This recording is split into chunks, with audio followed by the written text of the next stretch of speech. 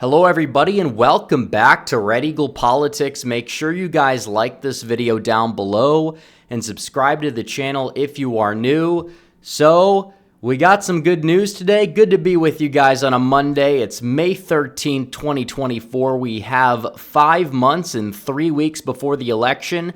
We have just a little bit over 4 months before early voting begins. We are in full gear. We got a little bit over 2 months before the RNC, the conventions, and Donald Trump could not be in a better position to retake the White House and to complete his ultimate revenge tour, complete the greatest American political story of all time. Is it possible? It seems like it is, because we have new polls out of the New York Times, and just when we were hearing all these murmurs of a Biden surge, Donald Trump stole the spotlight again with his New York trial, which everybody at this point agrees is nothing more than a political witch hunt. And even though he's on a criminal trial, he's been indicted, his numbers keep going up, and there's also indications that if he were to get convicted, they would go up even higher. The lawfare, the tactics, they're all backfiring. Now, I'm not telling people to be complacent. We still have over 5.5 months to go before the election. We still have a long way to go. We still need to make sure that people get out and vote so we can make sure the polls are right, because if people don't vote, then the polls are going to be wrong, even if the people want Trump, which I believe they do, and I believe the polls are right. Still, in terms of getting out to vote, that's what matters. But still, when you look at these polls, Arizona, this is a state that Donald Trump in 2020 was razor-thin battleground. Now, even though a lot of people said it would continue moving left off a cliff, no, apparently not. Trump by 6. Georgia, Trump by 9. And again, it is true that these states have had a lot of people move to them. But because the economy is slow, you're not seeing a lot of liberals moving into these states. You're not seeing as many people move under this economy. It's true, Atlanta's the third largest metro that's growing or whatever. That still may be true, but the numbers, the raw numbers, are not where they were. You had like hundreds of thousands of people moving to Georgia in like 2019, 2020 alone. Those numbers are like significantly down across the board. And the people that live in these states are experiencing a lot of buyer's remorse. And Republican registrations in Arizona are going up. Nevada, they're going up. You're seeing this across the board. Michigan, that's the only state that gave Biden a lead. But keep in mind that in the other sample, the registered voter sample, Trump has a lead. And Trump has a lead in the multi-candidate race as well. So there's a lot of factors at play. But still, it doesn't matter. He's up by 13 in Nevada. Now, that's a little bit of an outlier, but 13 points in Nevada of all states? I mean, this is a state Trump didn't even win in 2020. But still, I do expect him to win it now. And it is true, polls in Nevada have had a tendency at times to actually underestimate Democrats, but they're not going to underestimate Biden by 13. Yeah, he's probably not going to end up with 38. But could Trump get 51? Could Biden end up with like 45? Could it be like a massive shift like we saw in Florida? Yeah, absolutely. I think there's a lot of similarities between Clark County and Miami-Dade. And now that you have this Hispanic disillusionment with Biden, could you see some shifts that we already kind of saw in 2020 and 2022 continue and accelerate? Absolutely. Pennsylvania. Donald Trump had a very successful rally in New Jersey, but it was in the Philadelphia media market. And people were like, why is he going to New Jersey? And I said, people need to understand it's not about New Jersey. It's about Pennsylvania. And he got a lot of positive coverage. You couldn't get it off the TV if you lived in Eastern Pennsylvania. And it wasn't like he was receiving a bunch of unfair negative coverage either. Something's changing.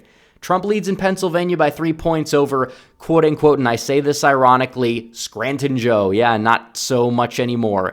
And then he leads in Wisconsin by 1, which again, Wisconsin is a state that is very hard to poll, usually underestimates Donald Trump significantly. So the fact that he's leading at all is a really good sign for Trump in the state of Wisconsin. So you look at this, and we could go through the article because there are some things that are important to note. But you talk about young people and non-white voters.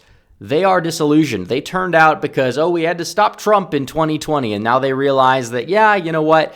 What did we get from that? Our country got worse in every single possible aspect. And now people are upset. People are angry.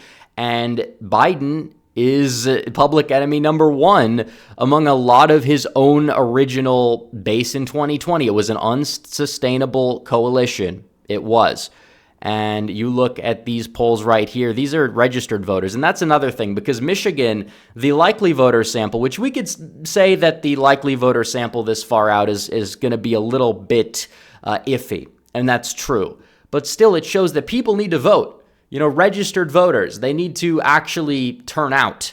And that's kind of what it comes down to, the ground game, making sure we get that set up. Trump's got a lot of money now. We got still a decent amount of time. We just got to make sure people get out and voting. And if they're able to do that, I'm confident that the Michigan result in the likely voter sample being Biden +1 possibly would become a Trump plus something. I don't know if it's going to be +7. I mean, Michigan is still a state that is, you know, in terms of the math for Republicans, they're really going to have to make some inroads in the Detroit area. But you talk about the auto industry and things like that, and black voters disillusioned with Biden.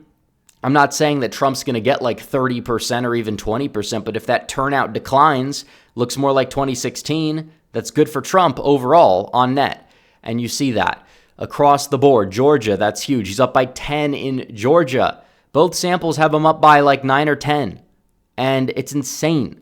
When you look at the election map, if he gets Georgia and Nevada, he can win with Michigan alone. He's done. He wins with Pennsylvania. He wins with Arizona, and technically he doesn't even, he can get Arizona, and he also can get Nebraska second, which is a little iffy. But if he's doing well in Arizona, you see that reversal. It's very possible that Nebraska's second could come back into play for Trump. He's up in the only poll that was conducted there, and that was a liberal internal. So there's really no way to go around the fact that Trump right now is the favorite. I mean, people need to get out and vote. There's a lot of other factors, but he's winning the argument, and people agree with it, and everything they're throwing at him is bouncing off completely. And this goes on and on. There's a few metrics we could really touch base on, but yeah, it is true that when you look at some of these states, although the sample between the registered and likely voters, besides the Michigan sample, it was not a big difference at all. It was not enough to really sway any results, and I think that Trump actually gained in the Wisconsin one compared to the registered voter sample. But either way, that kind of just shows that Trump is in an overall good position regardless, and people do need to turn out and vote. They interviewed several voters, and they basically have said that prices are a big issue. This nurse in Sterling Heights, Michigan, still planning on voting for Donald Trump. And then they interviewed this guy, Jacob Sprague, who voted for Biden but is not voting for Biden in November. So already you see these real people, and that's a guy from Nevada. That is a state that they show a 15-point shift. But you talk about the system. Trump won in 2016 because Americans didn't like the system. He was that change candidate. And only 14% say tear it down completely, but 55% say major changes. That's 69% of the American public that says that there needs to be changes to the system. And even then, only 2% say the system needs no changes. And everybody agrees that Donald Trump is going to bring massive changes to the system. And that is something that is good. And it's also true that even though more people say that they're going to bring somewhat or bad changes in terms of Trump, 12% more than Biden, Biden's also in the White House, so it doesn't really make sense why people would think he would bring change to begin with. And the net positives of the changes is higher for Trump than it is for Biden. So every way you look at this, this is good news for Trump. You have all of the Palestine protesters, these people. That's like probably not the biggest share of Biden's base, but it's still around, 15%-ish, possibly a little bit more than that.